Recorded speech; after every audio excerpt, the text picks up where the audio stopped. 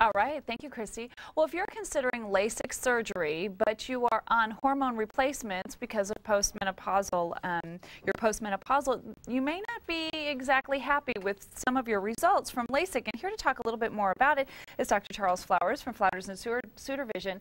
There was a recent study actually out of Dublin that found that women who are postmenopausal or on hormone replacement did not have the same results with their LASIK surgery as women who were, say, on birth control pill. Is that correct? That's correct. What they did was a study where they were looking at the effects of hormone therapy on the effects of laser vision correction.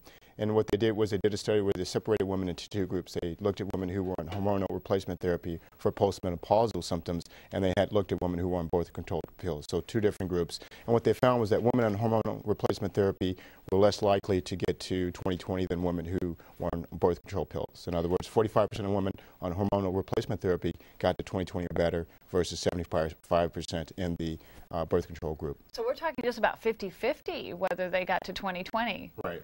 Wow, that's pretty significant. But they go on to talk about how some of the reasons may be as simple as age. A lot of the women who were on birth control were about 20 years difference from the women who were on hormone replacement therapy. That's correct.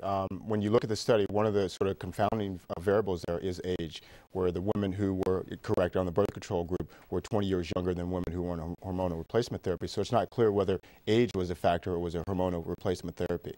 Because one of the drawbacks, if you will, when you're on hormone replacement or when you're postmenopausal is just sheer production of tears in your eyes. Is that correct? That's correct. The other confounding variable, as you point out, is the fact that hormonal replacement therapy can affect your tear production. In fact, many of these effects may be related to just dry eye disease.